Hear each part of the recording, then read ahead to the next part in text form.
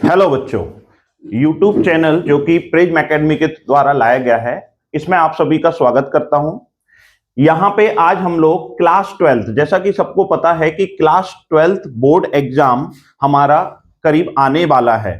कई बच्चे अभी इस समय क्लास 12 को लेके बहुत ज्यादा चिंतित भी रहते हैं, टेंशन पाल के रखते हैं कि हम किस तरह से बोर्ड में परफॉर्म करेंगे और किस तरह के क्वेश्चन आएंगे। उन सभी बच्चों की हेल्प करने के लिए मैं आज लेके आया हूं हमारे क्लास 12 में जो संभावित क्वेश्चन आने वाले हैं उन सब का कलेक्शन आपके सामने यहाँ पे बोर्ड पे दिख रहा होगा। ठीक है, आज मैं क्वेश्चन 1 बाय 1 सॉल्व भी कराऊंगा और इससे एक आइडिया लगेगा आपको कि किस तरह के क्वेश्चन आपके 12th बोर्ड में देखने को मिलने वाले हैं। ठीक है, ये क्वेश्चन 12th बोर्ड का फिजिक्स का पेपर है। इसमें आप लोगों को पता होगा जो मार्किंग है वो इस तरह से है कि 28 मार्क्स के आपके ऑब्जेक्टिव क्वेश्चन रहने वाले हैं, 28 मार्क्स के ऑब्जेक्टिव रहेंगे और 42 मार्क्स आपका थ्योरी पेपर रहेगा जिसमें आपको क्वेश्चन के आंसर लिखने होंगे, डेरिवेशन रहेंगे। ठीक है, अब यहां पर पैटर्न देखा जाए तो पैटर्न में यहां पर साफ दिख रहा है क्वेश्चन नंबर 1, 2, 3 ये 6 मार्क्स के क्वेश्चन है। हर एक क्वेश्चन में 6 ऑब्जेक्टिव रहेंगे, यानी कि हर एक ऑब्जेक्टिव का आपको 1 मार्क्स मिलने वाला है। ठीक है, पहले क्वेश्चन से अगर हम स्टार्ट करते हैं तो पहला क्वेश्चन हमारा यहां पर फर्स्ट है चूज द करेक्ट ऑप्शन। ठीक है, चूज द करेक्ट ऑप्शन में पहला क्वेश्चन आपको दिख रहा होगा the capacitance of a capacitor depends on. किसी भी कैपेसिटर का कैपेसिटेंस डिपेंड्स करता है। ऑप्शन यहां पर अवेलेबल है the charge on the capacitor, the potential of the capacitor, the geometrical configuration of the capacitor, all of the above. तो यहां पर समझिएगा जरा, जो कैपेसिटेंस होता है सी इक्वल्स टू होता है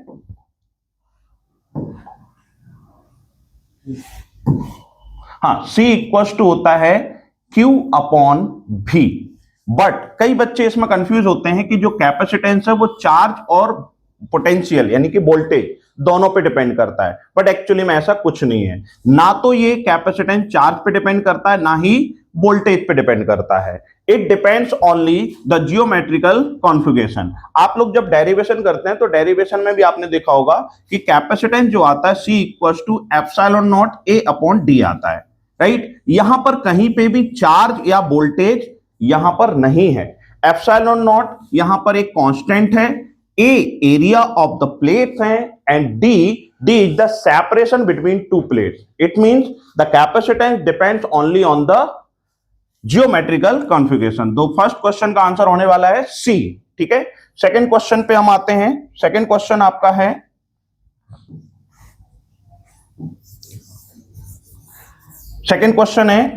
the electromotive force of a car storage battery is 12 volt and its internal resistance is 1 ohm. When an external resistance of 3 ohm is connected to a battery, the current flowing will be। तो आपको पता होना चाहिए किसी भी cell में जब हम कोई एक्सटर्नल रेजिस्टेंस कनेक्ट करते हैं तो एक्सटर्नल रेजिस्टेंस कनेक्ट करने के बाद उसमें जो करंट फ्लो होता है, the formula is E upon capital R plus small r। E यहां पर इलेक्ट्रोमोटिव फोर्स यानी कि EMF है, कैपिटल R एक्सटर्नल रेजिस्टेंस है and small r internal resistance है, राइट। क्वेश्चन में अब आपको बस वैल्यू पुट करनी है। ध्यान से देखें, EMF of a battery is 12 volt and 1 ohm is its internal resistance, small r मिल गया। अब आप इसको किससे कनेक्ट कर रहे हैं, external resistance of 3 ohm. Then value put करने पर यह आंसर आपको क्या मिलने वाला है, 12 अपॉन 1 प्लस 3। तो आंसर क्या आ जाएगा आपका, 4 3 जो 12, तो आंसर इज 3 एम्पियर। ठीक है, नेक्स्ट क्वेश्चन पे आते हैं हम। A charge particle enters parallel to a uniform magnetic field, the path of the particle will B.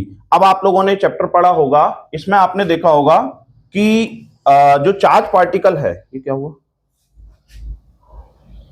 क्या बोल रहा है, a charge particle enters parallel to a uniform magnetic field, the path of the particle will be. तो हमने पढ़ा है कि the force on a charge particle moving in a magnetic field, uniform magnetic field is given by QBB sin theta. Theta will decide कि force आपका क्या लगने वाला है। ध्यान से देखें तो आपका चार्ज पार्टिकल मैग्नेटिक फील्ड के पैरेलल है, it means theta becomes 0 degree. Theta आपका 0 डिग्री होने वाला है और साइन जीरो का वैल्यू हमको पता है कितना होता है, जीरो होता है। तो इसके अकॉर्डिंग आपका फोर्स इस पे जीरो आ जाएगा। अब वो एक बात बताइए, अगर कोई चार्ज पार्टिकल मैग्नेटिक फील्ड में मूव कर रहा है बट इस पे कोई फोर्स ही नहीं लग रहा, तो क्या वो चार्ज पार्टिकल कहीं भी बेंड होने वाला है या सीधे जाने वाला है? इसका मतलब the path of the charge particle will be straight line. तो आंसर इज लीनियर। ठीक है, नेक्स्ट क्वेश्चन हमारा है step up transformer. Step up transformer में ये जो क्वेश्चन नंबर 3 है, इससे रिलेटेड कुछ चीजें और बताना चाहूंगा मैं। अगर हमारा चार्ज पार्टिकल किसी भी मैग्नेटिक फील्ड में परपेंडिकुलर एंटर करता है यानी 90 डिग्री पे, तो थीटा अगर 90 डिग्री है तो पाथ क्या होगा, ऐसा क्वेश्चन पूछ सकते हैं हमसे। तो ऐसे केस में आपका जो चार्ज पार्टिकल है वो सर्कुलर मोशन करता है। ध्यान रखिएगा चीज को, क्या मोशन करता है, सर्कुलर मोशन करता है। अगर आपका थीटा 0 और 90 के बीच में कुछ आता है, 0 और 90 के बीच में कुछ आता है, तो ऐसी सिचुएशन में आपका जो एंगल है अगर 0 डिग्री और 90 डिग्री के बीच में रहता है और आपसे पाथ पूछा जाता है, तो आप बताएंगे पाथ हेलिकल होगा।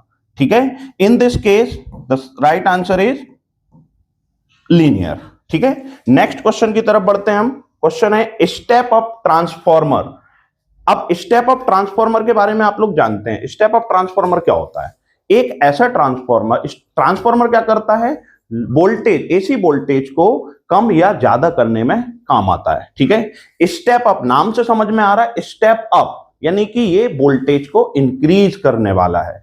अगर स्टेप डाउन है तो वो वोल्टेज को डिक्रीज करने वाला है। बट एक छोटी सी चीज है जिसमें हमें घुमाया जाता है क्वेश्चन में, स्टेप अप ट्रांसफॉर्मर वोल्टेज को तो इंक्रीज करेगा ही करेगा, लेकिन करंट को डिक्रीज करता है। हाँ, सही सुना आपने, करंट को वो क्या करता है, डिक्रीज करता है। ठीक है, अगर आपका स्टेप अप वोल्टेज के बारे में पूछा जाता है तो वोल्टेज इंक्रीज होगा बट करंट डिक्रीज होगा। इसके अकॉर्डिंग क्वेश्चन देख लीजिए आप, step up transformer increase the output current, नहीं, गलत बोल रहा है ये, it decrease the output current. ठीक है, then increase the output voltage. Yes, this is the right answer. Increase the output power. Power को इंक्रीज तो कर ही नहीं सकता ट्रांसफॉर्मर, क्योंकि अगर कोई ट्रांसफॉर्मर ऐसा बन गया जो पावर को इंक्रीज कर ले, फिर तो हम महाराजा हो जाएंगे। छोट कम पावर लेके हम अपने घर में उसको पावर को इंक्रीज कर लेंगे, दैट इज नॉट पॉसिबल। ठीक है, तो right answer is increase the output voltage. ठीक है, चलिए नेक्स्ट क्वेश्चन की तरफ बढ़ते हैं हम लोग। Okay, the next question is the energy gained by an electron accelerated through a potential difference of 10 volt will be. इसमें एक क्वेश्चन और बताऊंगा मैं, डिफाइन 1 इलेक्ट्रॉन वोल्ट। अगर आपसे पूछा जाता है 1 इलेक्ट्रॉन वोल्ट को डिफाइन कीजिए, तो इसको डिफाइन सीधे सीधे किया जा सकता है कि 1 electron volt is the energy gained by an electron when it accelerated through a potential difference of 1 volt. It means अगर किसी इलेक्ट्रॉन को 1 वोल्ट वोल्टेज से एक्सेलरेट किया जाए तो वो कितनी एनर्जी गेन करता है, 1 इलेक्ट्रॉन वोल्ट। अब मुझे इस क्वेश्चन का आंसर आप दीजिएगा, ध्यान से पढ़िए। The energy gain by electron accelerated through a potential difference of 10 volt. अगर 1 वोल्ट से एक्सेलरेट करने पे 1 इलेक्ट्रॉन वोल्ट एनर्जी गेन कर रहा है, तो 10 वोल्ट से क्या होगा बताइए जरा, बताइए 10 इलेक्ट्रॉन वोल्ट ऑब्वियसली। ठीक है, तो correct answer is 10 electron volt. ठीक है, नेक्स्ट क्वेश्चन है which of the following phenomena is major limitation of Rutherford atomic model. Rutherford atomic model के बारे में अगर हम बात करें तो एटॉमिक मॉडल जो दिया गया था अल्फा स्कैटरिंग के बेसिस पे, वो रदरफोर्ड मॉडल था। लेकिन रदरफोर्ड मॉडल में क्या एक्सप्लेन नहीं हो पाया था, क्या कमियां रह गई थी जिसके लिए बोहर ने अपना मॉडल प्रेजेंट किया था? वो कमी थी कि रदरफोर्ड एटम की स्टेबिलिटी को एक्सप्लेन नहीं कर पा रहे थे। रदरफोर्ड ने जो भी मॉडल दिया था उसमें उनसे यह पूछा गया कि अगर आपका इलेक्ट्रॉन सर्कुलर मोशन कर रहा है किसी भी न्यूक्लियस के अराउंड, तो आप ये बताइए कि सर्कुलर मोशन तो एक्सेलरेटेड मोशन होता है, अगर वो एक्सेलरेटेड मोशन कर रहा है तो वो कंटिन्यूअसली इलेक्ट्रोमैग्नेटिक रेडिएशन एमिट करेगा, और इलेक्ट्रोमैग्नेटिक रेडिएशन एमिट करेगा मतलब एनर्जी एमिट करेगा, तो फिर तो उसकी एनर्जी धीरे धीरे खत्म हो जानी चाहिए और वो इलेक्ट्रॉन न्यूक्लियस में गिर जाना चाहिए, और आपका एटम फिर इस कंडीशन में क्या होगा, अनस्टेबल होगा। बट रदरफोर्ड इसका आंसर नहीं दे पाए थे, उसके लिए फिर बोर मॉडल आया था। तो correct answer is stability of atom. क्या एक्सप्लेन नहीं कर पाया Rutherford model? Stability of atom. ठीक है, तो ये आपके 6 क्वेश्चन हैं। इन 6 क्वेश्चन का आंसर यहां पर ध्यान से देखिएगा। हर एक चैप्टर में अगर हम चैप्टर को बारीकी से पढ़ें तो चैप्टर से रिलेटेड छोटी छोटी चीजें उठा के हमारे लिए क्वेश्चन बना दिए जाते हैं, ऑब्जेक्टिव क्वेश्चन। ऑब्जेक्टिव क्वेश्चन में एक अच्छी बात है और एक बुरी बात है। अच्छी बात यह है कि अगर हमारा आंसर सही है तो उसका पूरा 1 नंबर मिलता है, कोई उस 1 नंबर में से 0.01 भी कम नहीं कर सकता। लेकिन अगर हमारा आंसर गलत है तो पूरा 1 नंबर चला जाता है, 1 नंबर में से 0.01 भी आपको नहीं मिलेगा। तो 2 चीजें हैं, अच्छी बात भी और बुरी बात भी। ठीक है, तो यहां पर अगले क्वेश्चन की तरफ बढ़ते हैं। Fill in the blanks. देखो, फिल इन द ब्लैंक्स में सबसे ज्यादा प्रॉब्लम आती है बच्चों को। क्यों? क्योंकि इन केस कभी कभी ऐसा होता है कि क्वेश्चन के आंसर आपको 2 या 3 लग रहे होते हैं, पर उसमें एग्जैक्ट आंसर क्या आएगा वो हमें सोचना होता है। पहले क्वेश्चन को आप ध्यान से देखें। If the distance between the 2 positive charge is doubled, the repulsive force between them becomes dash dash times. दिमाग में आना चाहिए कौन से चैप्टर का क्वेश्चन है। तो it is the question based on Coulomb's law. Coulomb's law का क्वेश्चन है, तो कूलॉम्स लॉ का फॉर्मूला लिख दीजिए फटाक से। क्या होता है? K Q1 Q2 upon R square. यानी कि कूलॉम्स लॉ में बोला गया है F proportional to 1 upon R square होता है। क्वेश्चन में सीधा दिया गया है, हम क्या डबल कर रहे हैं? डिस्टेंस डबल कर रहे हैं। डिस्टेंस मतलब R को डबल कर रहे हैं। अगर आप R को डबल करिएगा तो ध्यान से देखिएगा 1 अपॉन 2R का होल स्क्वायर हो जाएगा ये। यानी कि F प्रोपोर्शनल टू, अगर ध्यान से देखें तो 1 अपॉन 4R स्क्वायर हो रहा है। इसका मतलब 1 अपॉन R स्क्वायर तो था, ये 1 अपॉन 4 फैक्टर आ रहा है। क्या आ रहा है? 1 अपॉन 4। तो आंसर इज 1/4 टाइम्स। ठीक है, अगला क्वेश्चन है the total magnetic flux passing through a close surface. ये तो कुछ याद आ रहा है, कुछ अच्छा सा स्टेटमेंट था गॉस लॉ का। क्या था स्टेटमेंट? कि किसी भी क्लोज सरफेस से लिंक्ड मैग्नेटिक फ्लक्स उस क्लोज सरफेस से इनक्लोज्ड टोटल चार्ज का 1 अपॉन एप्सिलॉन नॉट टाइम्स होता है। वही क्वेश्चन पूछा गया है। क्या पूछा गया है? The total magnetic flux passing through a close surface, this becomes Q in divide by epsilon not. ये हमारा अगला आंसर आ जाएगा। ठीक है, अगला क्वेश्चन क्या है? In a circuit containing only resistance the phase difference between current, 1 minute इसको हटा देता हूं मैं। हाँ, द करेंट एंड वोल्टेज, इनके बीच फेज डिफरेंस कितना होगा अगर सर्किट में क्या हो? सिर्फ रेसिस्टेंस अकेला कनेक्ट हो। चैप्टर याद आया? फेज डिफरेंस तो हमने एसी सर्किट में पढ़ा हुआ है। एसी सर्किट में हमने 3 एलिमेंट पढ़े हैं, रेसिस्टेंस, इंडक्टर एंड कैपेसिटर। ठीक है, अगर रेसिस्टेंस की बात की जाए तो रेसिस्टेंस आपका जो कनेक्ट होता है वो किस सिचुएशन में कनेक्ट होता है? जब आपका वोल्टेज और करंट सेम फेज में होते हैं। ठीक है, वोल्टेज और करंट जब सेम फेज में होंगे तब आपका करंट फ्लो होता है। तो ऐसी सिचुएशन में यहाँ पे फेज डिफरेंस कितना आने वाला है? 0 आने वाला है। तो in a circuit containing only resistance the phase difference between voltage and current will be 0। ठीक है, अगर ये क्वेश्चन ऐसा पूछा जाए कि किसी सर्किट में अगर इंडक्टर कनेक्ट है, क्या कनेक्ट है? इंडक्टर, तो ऐसी सिचुएशन में क्या होगा? इंडक्टर कनेक्ट है तो ऐसी सिचुएशन में ये फेज डिफरेंस π/2 आएगा, यानी कि 90 डिग्री आएगा। अगर इंडक्टर की जगह कैपेसिटर कनेक्ट है तो भी आंसर हमारा π/2 ही होगा। ठीक है, तो याद रखिएगा, इंडक्टर के लिए, कैपेसिटर के लिए π/2 और रेसिस्टेंस के लिए 0 डिग्री। ठीक है, चलिए नेक्स्ट क्वेश्चन पे आते हैं। और dash dash with a short focal length work like a simple microscope. Simple microscope में कौन यूज होता है? तो सिंपल माइक्रोस्कोप में यूज होता है कॉन्वेक्स लेंस। सबने पढ़ा है सिंपल माइक्रोस्कोप, जिसमें कॉन्वेक्स लेंस होता है। और हम सिंपल माइक्रोस्कोप में क्या करते हैं? ऑब्जेक्ट को प्लेस करते हैं ऑप्टिकल सेंटर और इसके फोकस के बीच में। जब ऑब्जेक्ट ऑप्टिकल सेंटर और फोकस के बीच में रखा जाता है तो ये लेंस इसकी वर्चुअल एंड मैग्नीफाइड इमेज बना देता है। ऑब्जेक्ट जिस डायरेक्शन में रखा वहीं पर कैसी इमेज बना देता है? Virtual and magnified. तो आंसर इज कॉन्वेक्स लेंस। तो यहां पे क्या आ जाएगा? कॉन्वेक्स लेंस आ जाएगा। ठीक है। अगला क्वेश्चन है the wave front produced by a point source a. तो वेव फ्रंट हमने तीन तरह के पढ़े हैं। एक वेव फ्रंट होता है जब हमारा सोर्स पॉइंट सोर्स हो, तो ऐसी सिचुएशन में आपका वेव फ्रंट क्या होता है, वेव फ्रंट होता है आपका स्फेरिकल। कैसा वेव फ्रंट बनाता है ये, स्फेरिकल। पॉइंट सोर्स कैसा वेव फ्रंट बनाता है, स्फेरिकल बनाता है। अच्छा, तो फिर एक और वेव फ्रंट की अगर मैं बात करूं, जैसे सिलिंड्रिकल वेव फ्रंट कौन बनाता है, तो सिलिंड्रिकल वेव फ्रंट बताइए जरा कौन बनाता है। सिलिंड्रिकल वेव फ्रंट बनाता है आपका linear light source.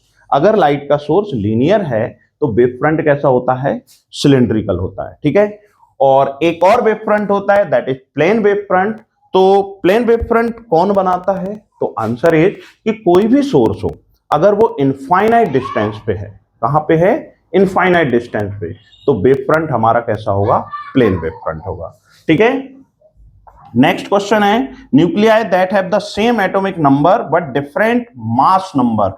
Atomic number same है, मास नंबर डिफरेंट है, ऐसा कोई एग्जांपल है क्या मेरे पास? बिल्कुल है। अगर मैं एक एग्जांपल लेता हूं 6C12 एंड 6C14, ये कार्बन के क्या हैं, इन दोनों के एटॉमिक नंबर ध्यान से देखो सेम है, same atomic number but different mass number. तो अगर सेम एटॉमिक नंबर और डिफरेंट मास नंबर हैं तो इनको हम बोलते हैं आइसोटोप्स।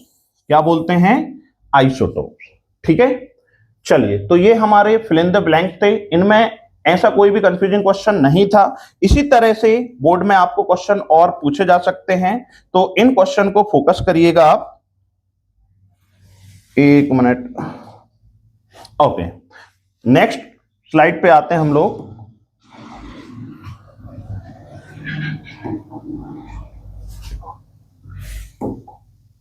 ओके, नेक्स्ट क्वेश्चन हमारा है मैच द कॉलम का। तो मैच द कॉलम में हम देखते हैं क्वेश्चन नंबर 3 है। पहला है सिंपल माइक्रोस्कोप, दूसरा है compound microscope, telescope, interference bright fringe, interference dark fringe and diffraction minima.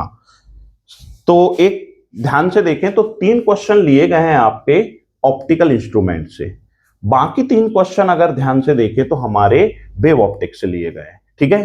तो ऑप्टिकल इंस्ट्रूमेंट की अगर बात की जाए तो ऑप्टिकल इंस्ट्रूमेंट में सिंपल माइक्रोस्कोप, कंपाउंड माइक्रोस्कोप और टेलीस्कोप है। ठीक है। इनके लिए अगर मैं मैग्निफिकेशन की बात करूं, मैग्नीफाइंग पावर की बात करूं, तो इसके लिए मैग्नीफाइंग पावर होती है भाई आपकी D/F। ठीक है। कंपाउंड माइक्रोस्कोप जिसमें 2 कॉन्वेक्स लेंस यूज होते हैं, एक ऑब्जेक्टिव लेंस होता है और दूसरा आईपीस होता है, लेकिन इसकी मैग्नीफाइंग पावर जो होती है वो दोनों के मैग्नीफाइंग पावर का प्रोडक्ट होती है, यानी m0 into ME, magnifying power of objective multiply by magnifying power of eyepiece. This is for compound microscope. Next one है टेलीस्कोप। तो टेलीस्कोप के लिए क्या होता है, मैग्नीफाइंग पावर सब लोग याद रखेंगे F0/FE होता है। ठीक है। लेकिन ये कौन से केस के लिए होता है, जब हमें फाइनल इमेज कहां बनानी हो, इंफिनिटी पे बनानी हो। फाइनल इमेज अगर इंफिनिटी पे बन रही तो आपका मैग्नीफाइंग पावर ये हो जाएगा। इसका मतलब साफ है कि सिंपल माइक्रोस्कोप के लिए हमारा आंसर क्या होने वाला है, D/FE होने वाला है, यानी कि E। ठीक है। और कंपाउंड माइक्रोस्कोप के लिए हमारा आंसर क्या होने वाला है, F होने वाला है। ठीक है। दूसरा टेलीस्कोप के लिए क्या हो जाएगा आपका, B आंसर आ जाएगा। नेक्स्ट है interference bright fringe. Bright fringe और डार्क फ्रिंज की पोजीशन के लिए आपके पास फॉर्मूला है yn equals to n lambda d upon small d। और अगर बात की जाए डार्क फ्रिंज की पोजीशन की, तो डार्क फ्रिंज की पोजीशन के लिए फॉर्मूला है 2n + 1 lambda d upon twice d। ठीक है। तो फर्स्ट, सेकंड, थर्ड आपको जो भी निकालना है यहां पर आप वैल्यू पुट करते जाइए। तो आपसे क्या पूछा है, पहला पूछा है interference bright fringe. Bright fringe यानी कि आप इस फॉर्मूले का यूज करेंगे। तो इंटरफेरेंस ब्राइट फ्रिंज के लिए क्या क्या केस हो सकते हैं, lambda d upon small d हो सकता है, 2 lambda d upon small d हो सकता है। तो यहां पर ध्यान से देखो कि आप यहां पर 2 lambda d upon small d देख पा रहे हैं, तो इसका आंसर क्या हो जाएगा, हमारा ए हो जाएगा। Interference dark fringe, interference dark fringe के लिए क्या बन रहा है अपना, यहां पर n = 0 पुट करिएगा तो ये आ जाएगा lambda D upon twice D. तो इसका आंसर हो जाएगा आपका lambda D upon twice D, that is C. अब बचा कौन सा आंसर है हमारे पास? हमारे पास आंसर बचा हुआ है 2 लैम्डा अपॉन ए, तो ये हमारा हो जाएगा डी। ठीक है, तो इस तरह से ये मैच द कॉलम के आंसर है। मैच द कॉलम में कोशिश करिएगा कि अगर आपको कोई आंसर नहीं आ रहा तो उसको छोड़ के अगले क्वेश्चन पे एलिमिनेट करना सीखिएगा कि भाई इस क्वेश्चन का आंसर ये नहीं हो सकता। ठीक है, तो हम आगे बढ़ते जाएंगे। चलिए, अब आता है right answer in one word और सेंटेंस। ये क्वेश्चन, हर एक क्वेश्चन 1 मार्क्स का है, तो आपको लिखना भी 1 मार्क्स के अकॉर्डिंग ही है। उसने प्रॉपर लिख के दिया हुआ है कि आपको आंसर या तो 1 वर्ड में देना है, अगर 1 वर्ड में नहीं आ रहा तो 1 सेंटेंस में देना है। कई बार बच्चे क्या करते हैं, मैंने देखा है कि बच्चे एक क्वेश्चन का आंसर लिखते टाइम जज्बाती हो जाते हैं और उस क्वेश्चन में सब कुछ जो जानते हैं वो लिख देते हैं, जबकि पता है कि उसमें 1 मार्क्स से ज्यादा नहीं मिलने वाला। ठीक है, तो यहां पर देखिएगा, पहला क्वेश्चन है right the relation between electric field and potential difference. तो इलेक्ट्रिक फील्ड और पोटेंशियल डिफरेंस के बीच रिलेशन मुझे लिखना है। तो रिलेशन E इक्वल्स टू क्या होता है, माइनस dV अपॉन dr। E इक्वल्स टू होता है माइनस dV अपॉन dr। इसको हम बोलते हैं पोटेंशियल ग्रेडियंट, यानी कि electric field actually equals to potential gradient. ठीक है, दूसरा क्वेश्चन है what is the effect of the presence of dielectric material on the electric field. तो याद करिए, कैपेसिटर आपने पढ़ रखा है। कैपेसिटर में जो पॉजिटिव प्लेट और नेगेटिव प्लेट होती हैं उनके बीच इलेक्ट्रिक फील्ड अगर आप लिखते हैं तो इलेक्ट्रिक फील्ड लिखा जाता है sigma upon epsilon not.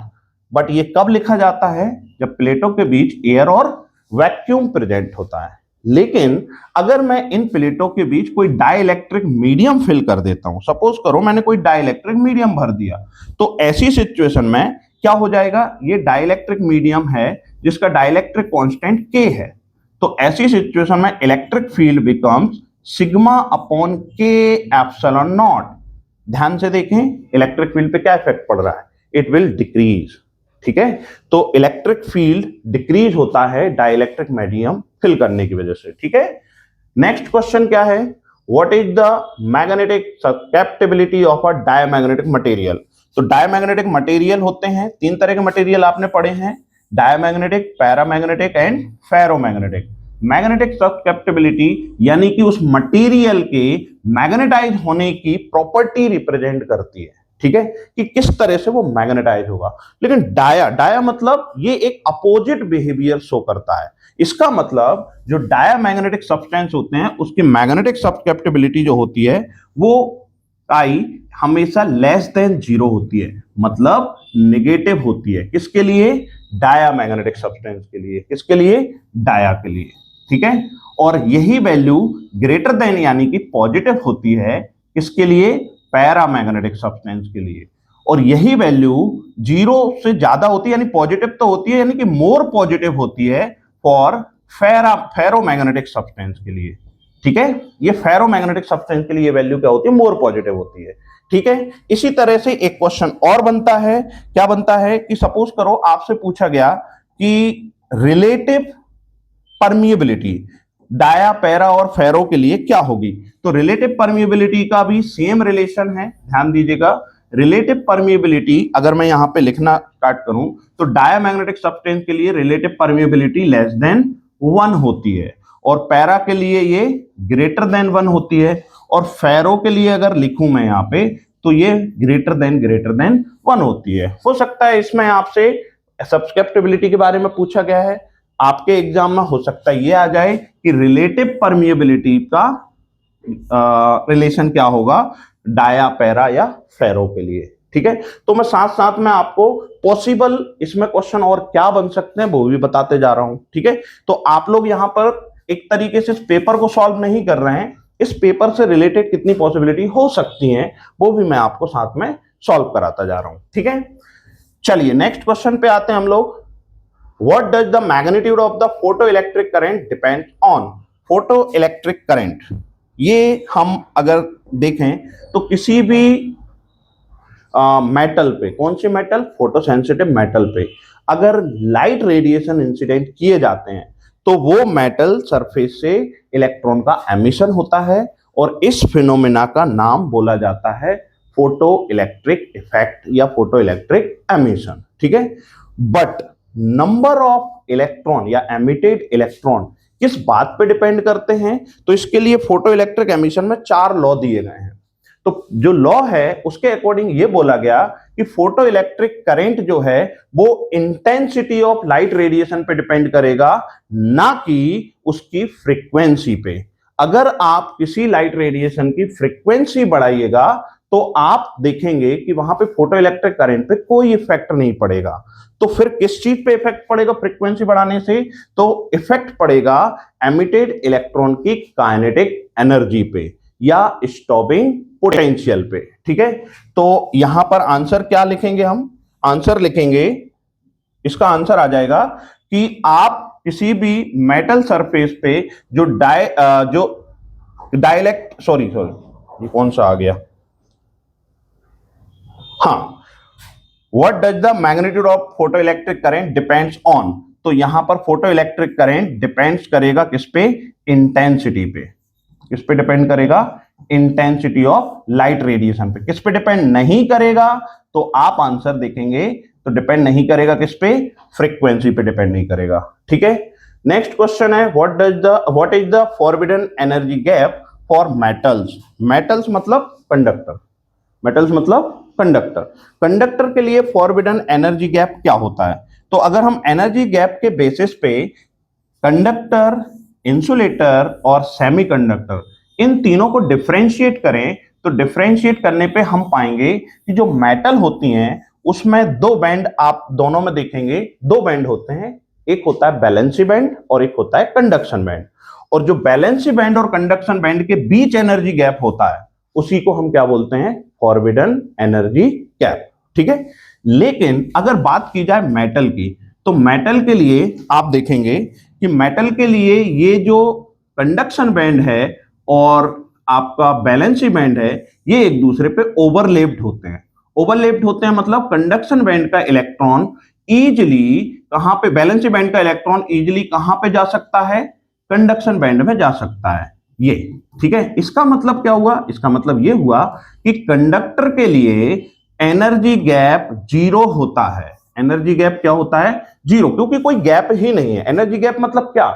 Gap between conduction band and valency band. लेकिन मैंने क्या बोला? Valency band and conduction band both are overlap each other. तो इन दिस केस आपका जो फॉरबिडन एनर्जी गैप है वो क्या हो जाएगा? 0 हो जाएगा। लेकिन अगर मैं सेमीकंडक्टर के लिए बात करूं कि भाई सेमीकंडक्टर के लिए क्या होगा, तो सेमीकंडक्टर वाले केस में क्या होता है कि कंडक्शन बैंड जो होते हैं और बैलेंसी बैंड जो होता है इनके बीच एनर्जी गैप होता तो है, पर ये एनर्जी गैप जो होता है बहुत कम होता है। कितना कम होता है? 3 इलेक्ट्रॉन वोल्ट से भी कम होता है। 3 इलेक्ट्रॉन वोल्ट से भी कम होता है। तो यहां पर अगर हम थोड़ी सी एनर्जी प्रोवाइड करा दें बैलेंसी इलेक्ट्रॉन को तो वो कंडक्शन बैंड में जंप कर जाते हैं। ठीक है, लेकिन अगर यही बात इंसुलेटर के लिए की जाए तो ये गैप बहुत ज्यादा होता है, इसीलिए इंसुलेटर कभी भी करंट को फ्लो नहीं होने देते। ठीक है, चलिए, तो ये हमारा कौन से क्वेश्चन पे थे हम? 1 वर्ड 1 सेंटेंस। अब लास्ट आपका है ट्रू और फॉल्स। ट्रू और फॉल्स में ये भी हमारे पास 5 क्वेश्चन मिलने वाले हैं यहाँ पे। पहला क्वेश्चन है the net force on an electric dipole placed in a uniform external electric field is 0। क्या ये सही है? तो अगर कोई electric dipole external electric field में रखा जाता है तो ऐसी सिचुएशन में इलेक्ट्रिक डाइपोल पे 2 फोर्स लगते हैं। एक लगता है F equals to QE positive charge पे और दूसरा लगता है F equals to QE negative charge पे। बट अच्छी बात यह है कि ये दोनों फोर्स अपोजिट डायरेक्शन में लगते हैं। ये भी F इक्वल्स टू Q ही लगेगा और ये भी F इक्वल्स टू QE लगेगा, क्योंकि हमें पता है कि इलेक्ट्रिक फील्ड की डायरेक्शन में पॉजिटिव चार्ज फोर्स एक्सपीरियंस करेगा और इलेक्ट्रिक फील्ड की अपोजिट डायरेक्शन में नेगेटिव चार्ज। तो साफ दिख रहा है यहाँ पे आपका ये जो पॉजिटिव चार्ज है, इस पॉजिटिव चार्ज पे फोर्स कहां लग रहा है? इलेक्ट्रिक फील्ड की डायरेक्शन में। लेकिन नेगेटिव चार्ज पे फोर्स कहां लग रहा है? इलेक्ट्रिक फील्ड की अपोजिट डायरेक्शन में। अब एक बात बताइए, इस डाइपोल को 2 फोर्स अपोजिट डायरेक्शन में इक्वल मैग्नीट्यूड से खींच रहे हैं, तो डाइपोल कहां जाएगा? क्या ये डाइपोल मूव करने वाला है? नहीं। क्यों नहीं करने वाला? क्योंकि ये दोनों फोर्स तो एक दूसरे को कैंसिल कर दिए। इसका मतलब नेट फोर्स क्या आ गया? 0 आ गया। तो हमारा पहला आंसर क्या आ गया? The net force on an electric dipole placed in a uniform external electric field is 0, that is true. दूसरा है electric current is a vector quantity. ये सोचने वाला विषय है। वेक्टर क्वांटिटी क्या होती है? बच्चे कहते हैं vector quantity those quantity which have magnitude as well as direction. याद करिए, जब आप किसी सर्किट में इलेक्ट्रिक करंट को लिखते हैं तो क्या ऐसे ही लिखते हैं कि भाई 3 ampere current flowing in this direction? लिखते हैं। इसका मतलब आपका करंट मैग्नीट्यूड भी रखता है और डायरेक्शन भी रखता है। अब आप बताइए ये कैसी क्वांटिटी है? क्या ये वेक्टर क्वांटिटी है? तो आंसर इज रॉन्ग। ये वेक्टर क्वांटिटी नहीं है, ये स्केलर क्वांटिटी है। भाई ये कैसे हो गया? स्केलर क्वांटिटी कैसे होगी? तो आप लोगों को मैं याद दिला दूं Kirchhoff's first law. Kirchhoff's first law कहता है किसी भी जंक्शन पे टोटल करंट का सम, कौन सा सम? वेक्टर सम या algebraic sum? That is algebraic sum. Algebraic sum is 0। Why algebraic sum? Because आपका जो करंट है वो एक स्केलर क्वांटिटी है। कैसी क्वांटिटी है? स्केलर। तो इसीलिए ये अपना होने वाला है फॉल्स। ओके, नेक्स्ट है हमारा ordinary glass absorb ultraviolet radiation. तो ये हमारा फिर से फॉल्स हो जाएगा। ग्रीन हाउस इफेक्ट आपने पढ़ा होगा। जो ऑर्डिनरी ग्लास होते हैं वो एक्चुअली में अल्ट्रावायलेट रेडिएशन को पास होने देते हैं, वो अब्सॉर्ब नहीं करते हैं। ठीक है, नेक्स्ट हमारा है when two light nuclei fuse to form a relatively heavier nucleus, the binding energy per nucleon generally decreases। ये गलत बोल रहा है। क्यों? क्योंकि दो लाइट न्यूक्लियस आपस में मिले ही इसलिए हैं कि वो एक स्टेबल न्यूक्लियस बनाए। स्टेबल न्यूक्लियस कौन सा होता है? जिसकी बाइंडिंग एनर्जी पर न्यूक्लियन ज्यादा होती है। तो भाई एक बात बताइए, ये दोनों न्यूक्लियस आपस में फ्यूज क्यों हुए? ताकि ये एक स्टेबिलिटी जनरेट कर सके। तो स्टेबिलिटी कब जनरेट होगी? जब binding energy per nucleon increase होगी या डिक्रीज होगी? ऑब्वियसली इंक्रीज होगी। तो इसका मतलब ये स्टेटमेंट इसका गलत है। When two light nuclei fuse to form a relatively heavier nucleus, the binding energy per nucleon generally decreases। तो ये भी हमारा फॉल्स होने वाला है। ठीक है, नेक्स्ट आते हैं हम in reverse wise the thickness of the depletion layer of a PN junction diode increases. बिल्कुल सही। डिप्लीशन लेयर याद दिला दूं मैं आपको, किसी भी पीएन जंक्शन डायोड का जब फॉर्मेशन हो रहा होता है तो जंक्शन डायोड पे, जो जंक्शन पे जितने भी हमारे चार्ज कैरियर होते हैं वो डिफ्यूज होना स्टार्ट हो जाते हैं और वहां पर केवल पॉजिटिव और नेगेटिव चार्ज आपका अवेलेबल रहता है, जिसको हम डिप्लीशन लेयर बोलते हैं। लेकिन रिवर्स बायस में डिप्लीशन लेयर की जो थिकनेस है वो इंक्रीज होती है। तो ये बिल्कुल सही बोल रहा है। ठीक है,